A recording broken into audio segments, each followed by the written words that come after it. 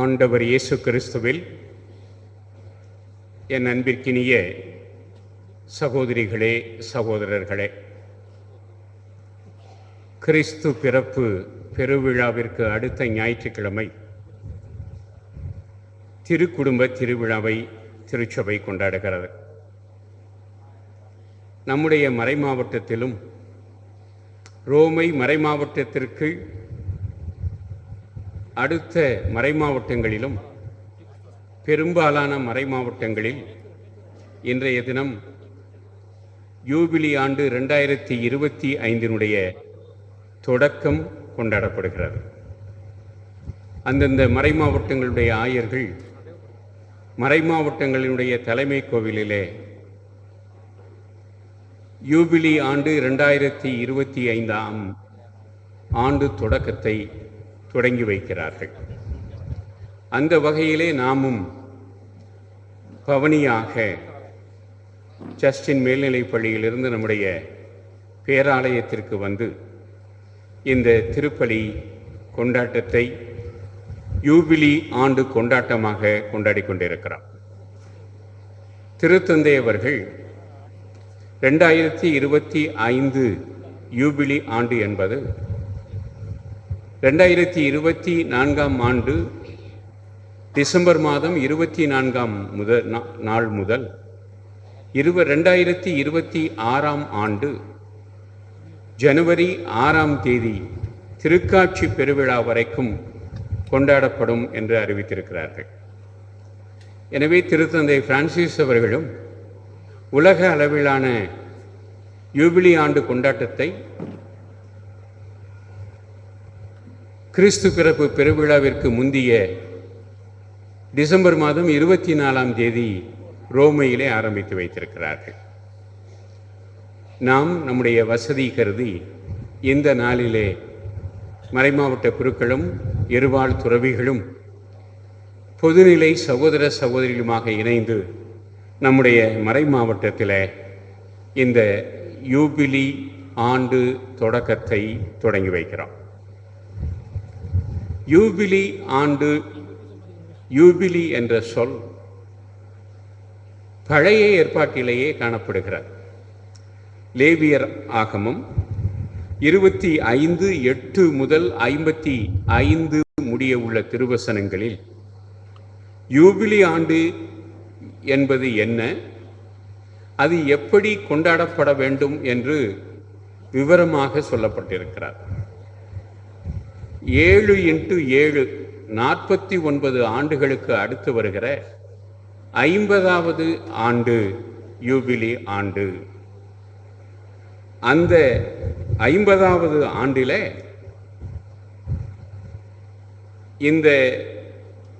அந்த ஆண்டு முழுவதும் மகிழ்ச்சியோடு கொண்டாட வேண்டும்.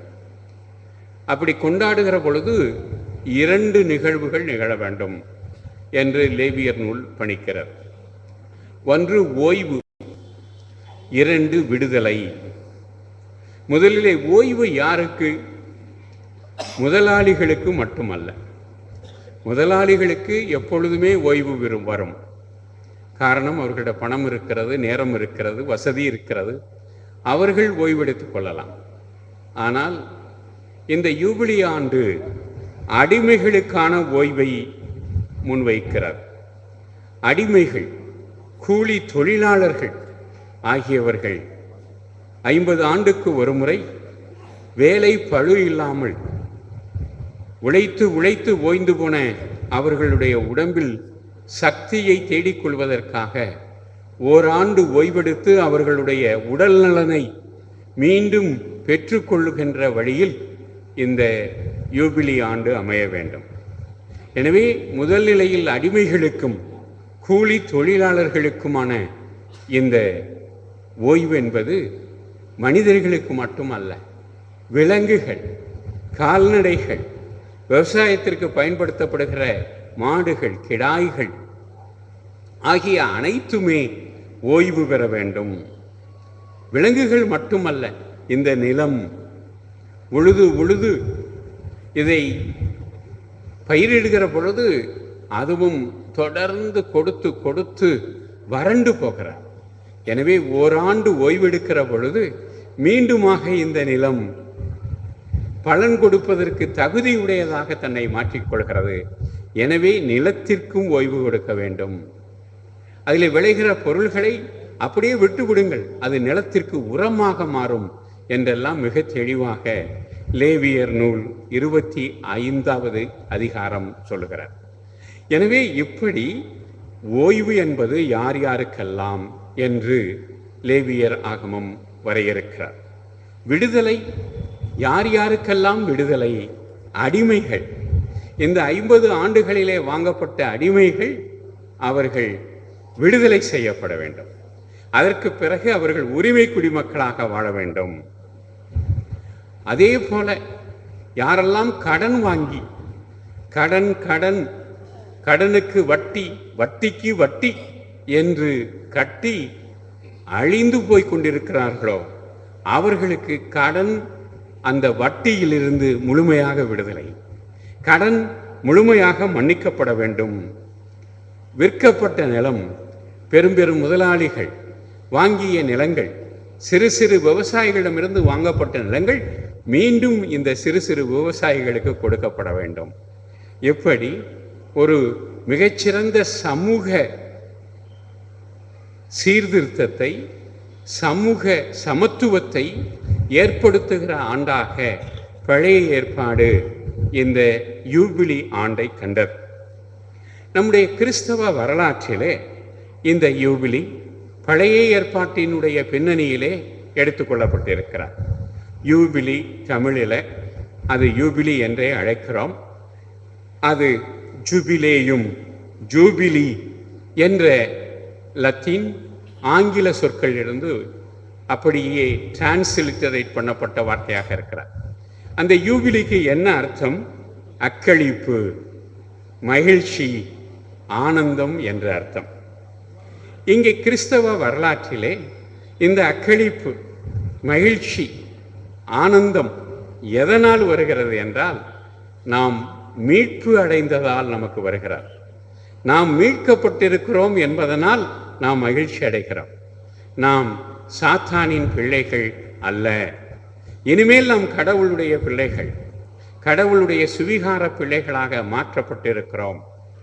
கடவுள் தாமே, தந்தையாம் இறைவன் தம் திருமகன் கிறிஸ்து வழியாக நம் அனைவரையும் சுவிகார மக்களாக்கி கொண்டார் என்ற செய்தி, அதுதான் நமக்கு மீட்பின் செய்தி.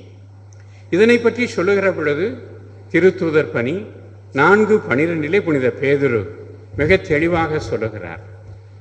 வானத்தின் கீழ் பூமியின் மேல் மனிதர்கள் மீட்படைவதற்கு இயேசு கிறிஸ்து என்ற நாமம் தவிர்த்து வேறு எந்த நாமமும் கொடுக்கப்படவில்லை என்று மிக தெளிவாக திருத்தூதர் பணியிலே புனித பேதுரு திருச்சபையினுடைய முதல் திருத்தந்தை அழகாக அழுத்தம் திருத்தமாக சொல்லுகிறார்.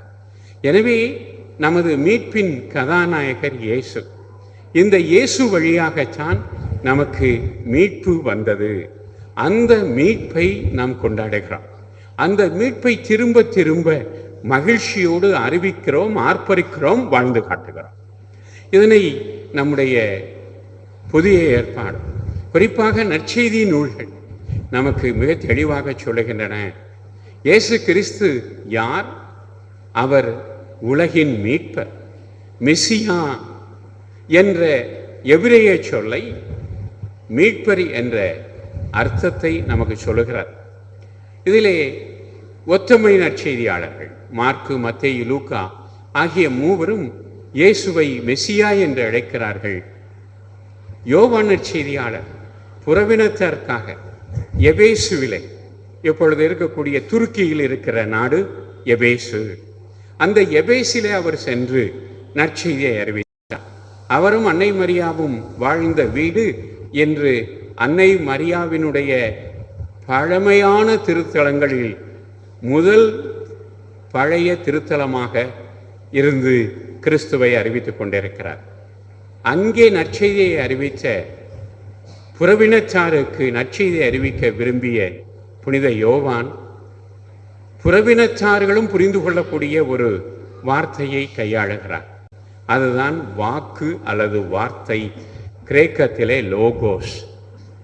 தொடக்கத்தில் வாக்கு இருந்தது, அவ்வாக்கு கடவுளோடு இருந்தது, அவ்வாக்கு கடவுளாயும் இருந்தது என்று சொல்லுகிறார். கிரேக்க மெய்யியலுக்கு வாக்கு என்றால் வாக்கினுடைய முக்கியத்துவம் நன்றாக தெரியும். வாக்கு தான் லா அண்ட் ஆர்டரை, சட்டம் ஒழுங்கை ஏற்படுத்துகிற கடவுளுடைய ஞானம் என்று கிரேக்க மெய்யியல் சொன்னது. அதனை புறவினத்தார்கள் அல்லாத யூத கிறிஸ்தவர்களும் புரிந்து கொள்வார்கள். ஏன் யோவான் வாக்கு என்ற வார்த்தையை பயன்படுத்தினார் என்று சொன்னால், முதல் நூற்றாண்டிலேயே யூதர்கள் அல்லாத கிரேக்க கிறிஸ்தவர்கள் 1,00,000 பேர் இருந்தார்கள். அவர்கள் இயேசுவை சரியாக புரிந்து கொள்ள வேண்டும் என்பதற்காகத்தான் வாக்கு என்ற சொல்லை எடுக்கிறார். அதே சமயத்தில் யூதர்களும் புரிந்து கொள்ளக்கூடிய சொல்தான் அந்த வாக்கு. அந்த வாக்கு என்பது மிக முக்கியமான ஒரு சொல். பழைய ஏற்பாட்டிற்கு மிக முக்கியமான ஒரு சொல். என்ன என்று சொன்னால், அந்த வாக்கு என்பது யூதர்களை பொறுத்தளவில் கடவுளுடைய வாக்கு, திரும்ப பெற முடியாத வாக்கு.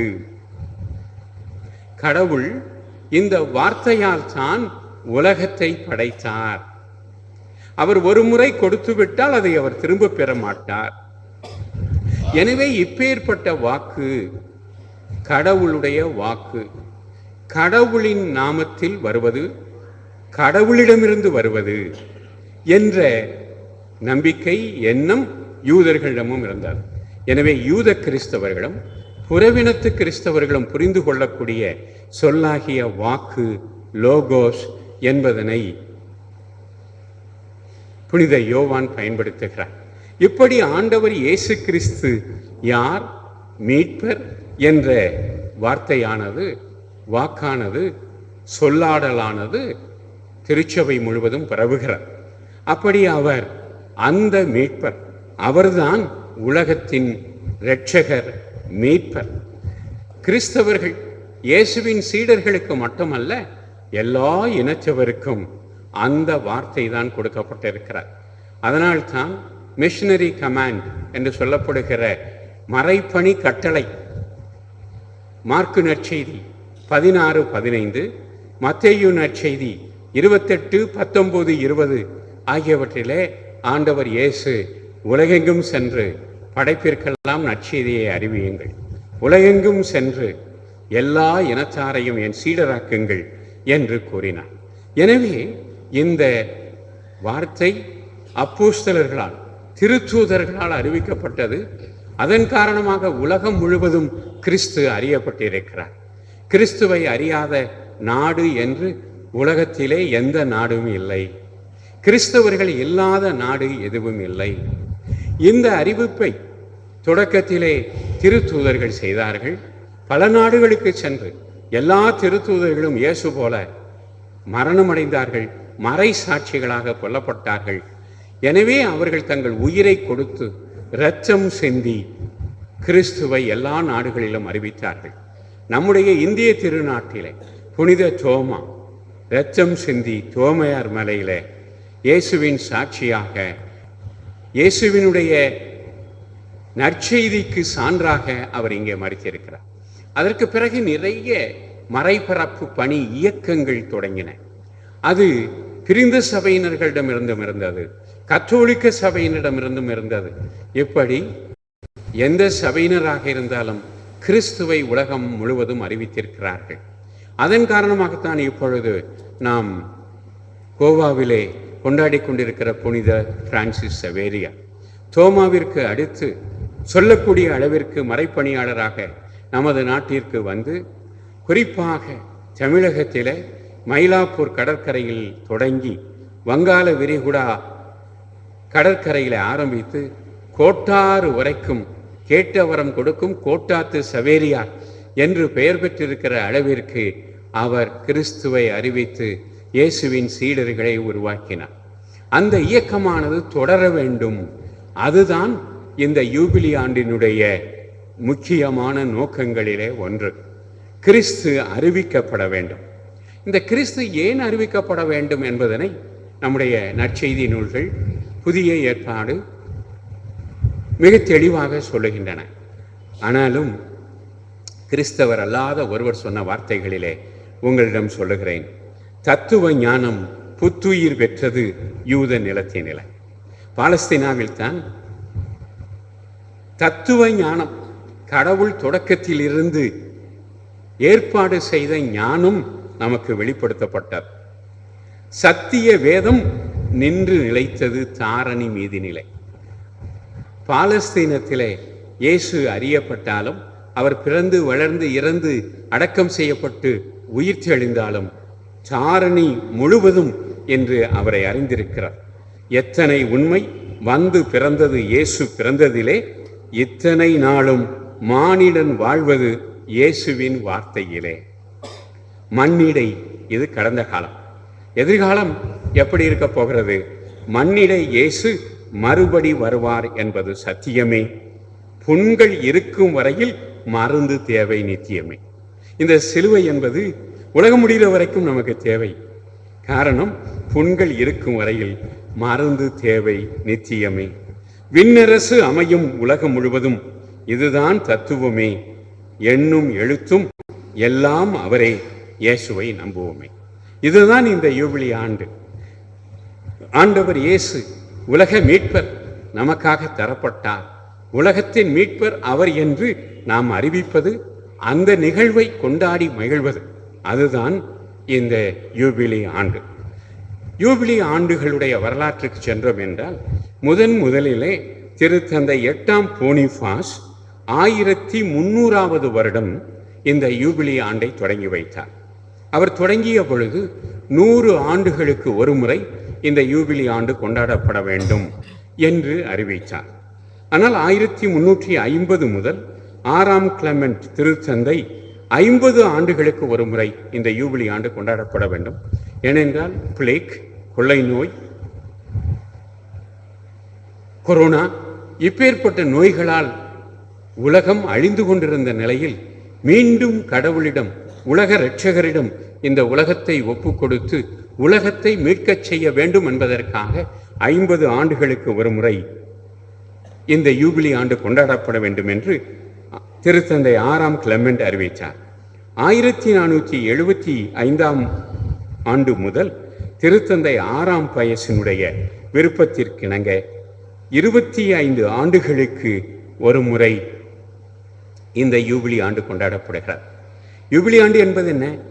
மீட்பின் ஆண்டு. ஆண்டவர் இயேசு தந்தையாகிய கடவுளின் திருக்குமாரன், வாக்கு மனிதனானார், நம்மிடையே குடிகொண்டார். அந்த தந்தையாம் இறைவனை, அது 1:14 யோவான் 1:18 தந்தையாம் இறைவனை யாரும் கண்டதில்லை, அவருடைய நெஞ்சுக்கு நெருக்கமானவரும் அவரை நமக்கு வெளிப்படுத்தியவரும் ஆண்டவர் இயேசு கிறிஸ்துவை. எனவே இந்த இயேசு கிறிஸ்துவை நாம் அறிவிக்கிறோம்.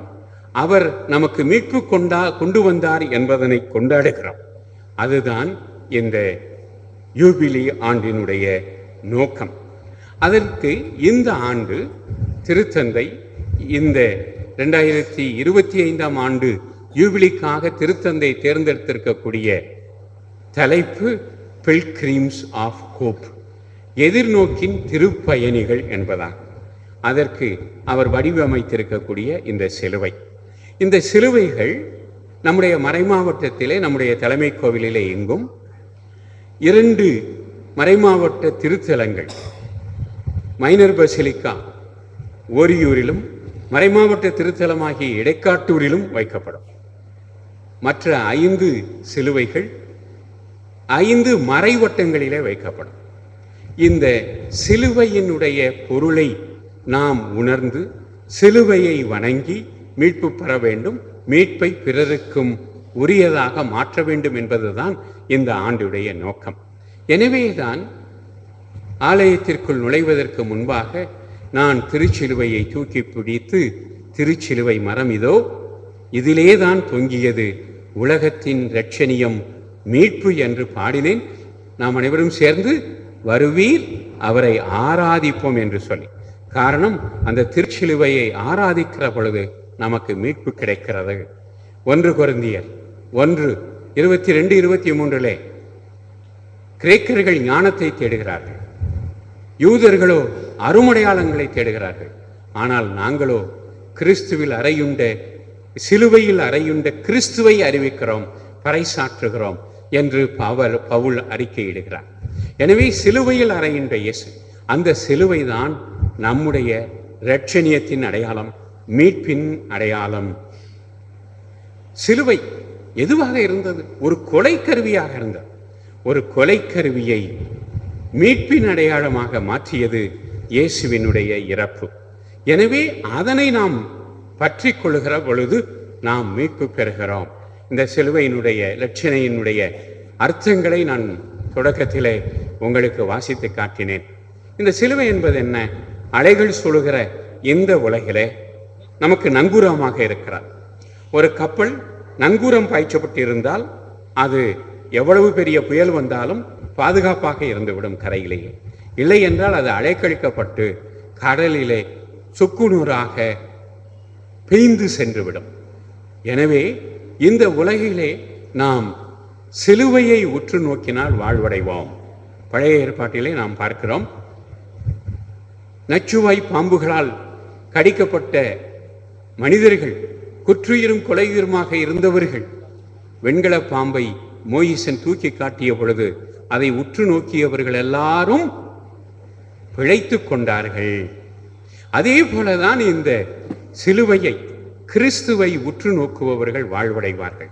இன்னும் ஒரே ஒரு குறிப்பு, மத்தேயு 12 பேதுரு நடந்து செல்கிறார். அவர் இயேசு நடந்து வருவதை பார்க்கிறார். நீர்தான் நடக்கிறீர் என்றால் நானும் நடக்க செய்யும் என்கிறார். வா என்று சொல்லுகிறார். பேதுரு நடந்து போகிறார். நடந்து போகிற பொழுது திடீரென இடையிலே கடலிலே அவர் மூழ்க பார்க்கிறார். அப்பொழுது ஐயோ இயேசுவே, நான் சாகிறேனே என்று சொன்ன பொழுது ஆண்டவர் இயேசு அவரை கடிந்து கொண்டு அவருடைய கையை பிடித்துக் கொள்கிறார்.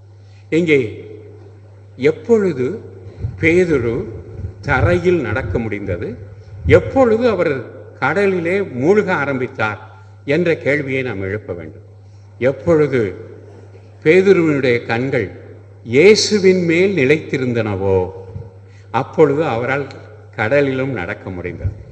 எப்பொழுது பேதுருவினுடைய கவனம் இந்த உலகத்தில் வீசுகிற அலைகள் மீது, கடலின் அலைகள் மீது திரும்பியதோ அப்பொழுது அவர் மூழ்க ஆரம்பித்தார். இதனைத்தான் இந்த யூபிலி ஆண்டு, குறிப்பாக நம்முடைய மறைமாவட்டத்திற்கு இந்த செய்தியை இந்த யூபிலி ஆண்டு சொல்லுகிறார். நாம் எப்பொழுதும் இயேசுவின் மீது நமது கண்களை பதித்திருக்க வேண்டும். எல்லாம் வல்லவர், நேற்றும் என்றும் என்றும் மாறாதவர். எனவே அவருடைய மீட்பு தரும் செயல்பாடு அவர் இந்த உலகத்தில் வாழ்ந்த காலத்தில் மட்டுமல்ல, இப்பொழுது அவர் விண்ணகத்திலிருந்து ஆன்மீகமாக நம்மோடு பிரசன்னமாக இருக்கிற பொழுது, நற்கருணையில் இருக்கிற பொழுது, சிலுவை போன்ற அடையாளங்களில் இருக்கிற பொழுது அவர் நம்முடைய மீட்பின் கருவியாக மாறுகிறார் என்பதனை சொல்வதற்காகத்தான் இந்த திருச்சிலுவைகள் திருப்பலி முடிவிலே 2 திருத்தலங்களுக்கும் 5 மறை வட்டங்களினுடைய மையங்களுக்கும் கொடுத்து அனுப்பப்படுகின்றன. இங்கே நாம் என்ன செய்ய வேண்டும்?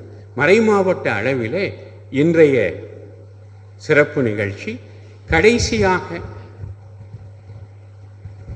2026 ஜனவரி மாதம் 2ஆம் தேதி முதல் வெள்ளிக்கிழமை எடைக்காட்டூரிலே நாம் இந்த விழாவை நிறைவு செய்வோம். இதற்கு இடைப்பட்ட காலங்களிலே மறைவட்டங்களிலும் பங்குகளிலும் இந்த ஜூபிலி ஆண்டை கொண்டாட வேண்டும். ஒவ்வொரு பங்கு திருவிழாவும் இந்த யூபிலி ஆண்டு தலைப்பை எடுத்துக்கொள்ள வேண்டும். எடுத்துக்கொண்டு திருத்தந்தை ஏற்கனவே சொல்லியிருப்பது போல 4 முக்கிய வத்திக்கான் சங்கத்தினுடைய ஏடுகள், திருச்சபை, திருவழிபாடு, இன்றைய உலகில் திருச்சபை போன்ற 4 ஏடுகளை வாசித்து அதனை உள்வாங்கி நாம் நம்முடைய வாழ்வாக்க வேண்டும். எனவே நம்முடைய மறை மாவட்டம் முழுவதும், பங்குகள் முழுவதும், ஆண்டு முழுவதும் இந்த விழா கொண்டாடப்படுகிறது. நாம் அக்டோபர் மாதம் 5ஆம் தேதி ஓரியூர் திருத்தலத்திற்கு திரு யாத்திரையாக செல்கிறோம். நாம் திருப்பயணிகள். இந்த உலகில் நாம் திருப்பயணிகள், மறுவாழ்வடைய செல்கிறோம் என்றதை மனதில் கொள்பவர்களாக வாழ வேண்டும், சிலுவையை பற்றி கொண்டு வாழ வேண்டும் என்று திருத்தந்தை அழைப்பு விடுக்கிறார்.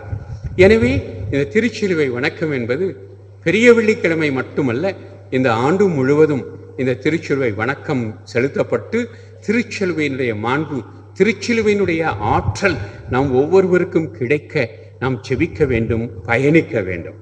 இதில் மிக முக்கியமாக இந்த யூபிலி ஆண்டினுடைய ஒரு கருத்தை நாம் நடைமுறைப்படுத்த வேண்டும் என்று நினைக்கிறேன்.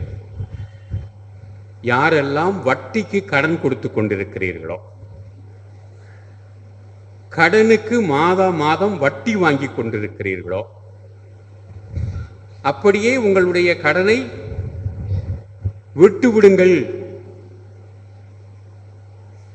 என்று நான் சொல்ல விரும்புகிறேன். அப்படி செய்ய விரும்புகிறவர்கள் நீங்கள் செய்யலாம். ஆனால் குறைந்தபட்சம் 10,000 ரூபாய் கடன் கொடுத்து விட்டு 10 லட்சம் ரூபாய் வரைக்கும் வட்டி வாங்கி கொண்டிருக்கிறவர்கள் உடனடியாக கடனையும் வட்டியையும் நிறுத்திவிட வேண்டும். அப்படி முன் வந்தோம் என்று சொன்னார். யாரெல்லாம் யாருடைய கடனுக்கு 100 ரூபாய் கொடுத்தால் 100 ரூபாய் வட்டியாக கட்டிவிட்டால் கடன் அடைக்கப்பட்டு விட்டது என்று விட வேண்டும். 1000 ரூபாய் கடன் கொடுத்திருந்தால் அவர்கள் 2000 3000 வட்டி கட்டிவிட்டால் வட்டியும் கடனும் அடைந்து விட்டது என்று விட வேண்டும். எனவே வட்டி கிடைக்காரர்கள் நம்மிலே இருந்தால் அவர்கள் குறைந்தபட்சம் இந்த நல்ல காரியத்தை செய்ய வேண்டும். இனிமேல் அப்படி நீங்கள் கொடுப்பவர்கள் வட்டிக்கு இல்லாமல் கடன் கொடுத்து உதவினால் இன்னும் மகிழ்ச்சியாக இருக்கும். இந்த யூபிலி ஆண்டு அதை நமக்கு சொல்லுகிறது. இந்த கிறிஸ்தவம் எதனால் இவ்வளவு வேறு ஊன்றியது? எத்தனையோ மதங்கள் கிறிஸ்தவத்திற்கு முன் இருந்தன, கிறிஸ்தவத்திற்கு பின்னும் வந்தன. ஆனால் கிறிஸ்தவம் மட்டும் ஏன் இவ்வளவு நிலைத்திருக்கிறது? இது கடவுள் உலகை அன்பு செய்கிறார். கடவுள் பேதமற்று வேறுபாடுகளின்றி அனைவரையும் அன்பு செய்கிறார். நாம் எல்லோரும் கடவுளுடைய பிள்ளைகள், நமக்குள் நாம் சகோதர சகோதரிகள். எனவே சமூக ஏற்றத்தாழ்வுகளோ, அதுதான் சாதி, அல்லது பொருளாதார ஏற்றத்தாழ்வுகளோ, பணக்காரன் ஏழை, எப்படி எந்த ஏற்றத்தாழ்வும் இல்லாமல் நாம் ஒரே சமூகமாக வாழ வேண்டும் என்ற செய்தியை நடைமுறைப்படுத்தியது கிறிஸ்தவம். தொடக்க நூற்றாண்டிலே கொரிந்து என்பது என்ன? அது ஒரு கடற்கரை நகரம், அடிமைகள் வாழ்ந்த நகரம். அங்கே அடிமைகளை எல்லோரோடும் இணையாக மாற்றியதுதான் கிறிஸ்தவம். அதனால் தான் கிறிஸ்தவம் பரவியது. ஏழைகள் அடிமைகள் மத்தியில் தான் கிறிஸ்தவம் பரவியது. ஏன் நம்முடைய நாட்டிலும் தமிழகத்திலுமே கொத்து கொத்தாக வந்து சேர்ந்தவர்கள் எல்லாம் தாழ்த்தப்பட்டவர்கள், ஒடுக்கப்பட்டவர்கள், சமூக ரீதியாக அல்லது சாதி ரீதியாக அடக்கப்பட்டவர்கள். அவர்களுக்கு நற்செய்தியை, சமத்துவம் என்ற நற்செய்தியை, கடவுள் என்ற நற்செய்தியை கொடுத்தது கிறிஸ்தவம். அதனால்தான் இன்னும் சில பேருக்கு நம்மேல் கோபம் இருக்கிறது. எனவே இந்த சமூக செயல்பாட்டை, குறைந்தபட்சம் கடன் கொடுத்தவர்கள் கொடுத்த கடன் வட்டியால் அடைக்கப்பட்டது என்று சொன்னால் இன்னும் கடன் இருக்கிறது என்று சொல்லாமல் உடனடியாக அதனை எடுத்து கிழிச்சு போட்டேன்னு சொல்லக்கூடாது, திரும்பி அதை அடித்து கடன் வாங்கியவரிடம் கொடுத்து விட வேண்டும். அப்படி நாம் செய்தோம் என்றால் இது இங்கு இருப்பவர்களுக்கு மட்டுமல்ல, நம்முடைய மறை மாவட்டத்தில் இருக்கக்கூடிய அனைவருக்கும் இதுதான் ஜூபிலியினுடைய நடைமுறை செய்தி. எனவே சிலுவையை வணங்குவோம், சிலுவையின் ஆற்றலை பெறுவோம். அதே சமயத்திலே ஆண்டவர் இயேசு கொண்டு வந்த சமத்துவ செய்தியை, சமூக பொருளாதார சமத்துவத்தை, அதனை நாம் நிறைவேற்றுவோம். இறுதியாக இன்று திருக்குடும்ப பெருவிழா. 2 திருவசனங்கள், லூக்கா 2:48, 2:49. மகனே, ஏன் இப்படி செய்தாய்? ஒரு காலத்தில் பிள்ளைகளை கண்டிக்கிறவங்க வாத்தியார்ட்ட கொண்டு போய் விடுவாங்க. சார், கண்ணை வச்சுட்டு தோலை பூரா உரிச்சிருங்கம்மா. தோலை உரிச்சா உயிர் இருக்குமா? அந்த அளவுக்கு கொடுமையாக பிள்ளைகளை வளர்க்க வேண்டும் என்று நினைத்தவர்கள் உண்டு. இப்போ எதுக்கும் திட்டுறதே கிடையாது, எதையும் கண்டிப்பது கிடையாது. அதனால என்ன ஆகிறது? கண்டிப்பு இல்லாமல் வளர்கிறார்கள். அவர்களுக்கு வெளியிலிருந்து சில பிரச்சனைகள் வருகிற பொழுது அதனை தாங்க திறனற்றவர்களாக தங்களை மாய்த்துக் கொள்கிறார்கள். எனவே பெற்றோர்கள், இன்றைய பெற்றோர்கள் பிள்ளைகளை கண்டிக்க வேண்டும், ஆனால் கொடுமையாக அல்ல. அன்னை மரியா கண்டிக்காமல் இல்லை. ஏன் இப்படி செய்தாய், கிவ் மீ an answer என்று கேட்டார். ஆனால் அதனை பணிவோடு அன்போடு அவர் அந்த வார்த்தையை கேட்டார். அதன் காரணமாகத்தான் ஆண்டவர் இயேசு அடுத்த 30 வருடங்களுக்கு அல்லது 30 வருடங்கள் வரை வயது வரை பெற்றோருக்கு பணிந்திருந்தார். அதன் காரணமாக அவர் மனிதர்களுக்கும் கடவுளுக்கும் உகந்தவராக மாறினார். எனவே அன்னை மரியாள் இங்கே கடிந்து கொள்கிறார். பெற்றோர்கள் பிள்ளைகளை நாசுக்காக அன்போடு கடிந்து கொள்ள வேண்டும், கண்டித்து திருத்த வேண்டும். தப்பு எது, நல்லது எது என்பதனை சுட்டி காட்ட வேண்டும். உண்மை எது, பொய் எது என்றது சுட்டி காட்ட வேண்டும். அந்த காலத்தை கதை தெரியும். ஒரு சின்ன பிள்ளையா இருக்கும்போது ஸ்கூல்ல இருந்து பேனா திருட்டிட்டு வந்தான், அப்புறம் வாட்ச் திருட்டிட்டு வந்தான். ஒவ்வொரு தடையும் அம்மா சந்தோஷப்பட்டா. கடைசியாக அவன் பெரும் திருடனாகி கொலைக்களத்தில் நிற்கிற போது யாரை பார்க்கணும்னு கேட்டாங்க. அம்மாவை பார்க்கணும்னு சொன்னான். வந்து அவங்க அம்மாவை கூப்பிட்டு வந்தாங்க. அவளுடைய கன்னத்தில் கடிச்சு ஒரு பிடி சதையை வெளியெடுத்து துப்புனா. ஏண்டா அப்படி கொடுமை அப்படின்னா, அப்போவே என்னை கடித்து திருத்திருந்தால் நான் தீயவனாக இப்பொழுது கொலைக்களத்திற்கு வந்திருக்க மாட்டேனே என்று சொன்னான். எனவே நாம் பிள்ளைகளை திருத்த வேண்டும், அன்போடு திருத்த வேண்டும். கண்டிப்பு என்பது தேவை, அளவோடு அதனை செய்ய வேண்டும். அதற்கு பிறகு அன்னை மரியாள் சொல்லுகிற வார்த்தை, உன் தந்தையும் நானும் உன்னை ஏக்கத்தோடு தேடினமே. இங்கே பார்த்தீர்கள் என்றால், பொதுவாக நம்ம வீடுகள் இப்படி பண்ணியடா 3 நாளா பல்லுல பச்சை தண்ணி படலை, என்ன மாதிரி கஷ்டப்பட்டேன், இந்த கொலை வெளியே வந்து விழுந்துரும் போல இருந்துச்சு, இப்படி சொல்லுவோம்.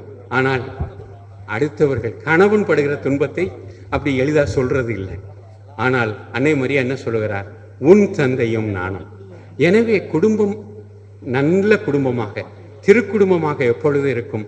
கணவன் மனைவியை முன்னிலைப்படுத்துகிற பொழுது, மனைவி கணவனை முன்னிலைப்படுத்துகிற பொழுது, தன்னை பின்னுக்கு இழுத்துக் கொள்ளுகிற பொழுது குடும்பம் திருக்குடும்பமாக இருக்கும். இல்லைன்னா தெருக்குடும்பமாக மாறிவிடும். நம்முடைய குடும்பங்களில் பல குடும்பங்கள் தெருக்குடும்பம். காரணம் என்ன? வீட்டில் நடக்கிற சண்டை தெருவில் எல்லாருக்கும் தெரியும். அப்படி இல்லைன்னா தெருவுக்கே வந்து சண்டை போடுவாங்க. என்னைக்காவது அந்த வீட்டில் சத்தம் கேட்கல அப்படின்னா ஊருக்கு போயிட்டாக போல அப்படின்னு மற்றவங்களாம் நினச்சிக்கிடுவாங்க. அந்த அளவிற்கு திருக்குடும்பங்களாக இல்லாமல் திருக்குடும்பங்களாக, அன்பு, எளிமை, தாழ்ச்சி உடைய குடும்பங்களாக இருக்க வேண்டும். இறுதியாக ஆண்டவர் இயேசு, ஏன் என்னை தேடினீர்கள், நான் தந்தையின் அலுவலில் இருக்க வேண்டும் என்று உங்களுக்கு தெரியாதா? 2:49 லூக்கா. ஆனால் பழைய மொழிபெயர்ப்பு, தந்தையின் இல்லத்தில் நான் இருக்க வேண்டும் என்று உங்களுக்கு தெரியாது. இன்றைக்கு பெரியவர்கள், 40 வயதுக்கு மேற்பட்டவர்கள் தந்தையின் இல்லத்தை நோக்கி குறைந்தபட்சம் ஞாயிற்றுக்கிழமை கடந்திருநாளுக்கு வருகிறார்கள். ஆனால் நம்முடைய பிள்ளைகள் எங்கே? 18 வயதுக்கு உட்பட்ட பிள்ளைகள் 18 கூட இல்லையே. அவர்கள் எங்கே போய் விடுகிறார்கள்? இளைஞர்கள் எங்கே போய் விடுகிறார்கள்? அவர்களை டியூஷன் கிளாஸுக்கும் ஸ்போர்ட்ஸ் கிளப்புக்கும் கராத்தே படிக்கவும் அனுப்பிவிட்டு நாம் கோயிலுக்கு வருகிறோம். இப்பொழுது தந்தையின் இல்லத்தின் அருமையை குழந்தைகளாக கற்றுக்கொள்ளாதவர்கள் தந்தையின் பாதுகாப்பை இளைஞர்களாக, வளர்ச்சியடைந்த மனிதர்களாக இழந்து விடுகிறார்கள். எனவே தந்தையின் இல்லம் நோக்கி நாமும் நம்முடைய பிள்ளைகளும் பயணிப்போம். திருச்சிலுவையின் ஆற்றலை பெறுவோம், வட்டியை மன்னிப்போம். அப்படி நம்முடைய மறைமாவட்டத்தில் ஒரு அர்த்தமுள்ள யூபிலி ஆண்டை கொண்டாடுவோம். இயேசு கொண்டு வந்த மீட்பு உங்களுக்கும் எனக்கும், நம் எல்லோருக்கும், உலகம் முழுவதற்கும் கிடைக்க இறையருளை நாடுவோம். ஆம்.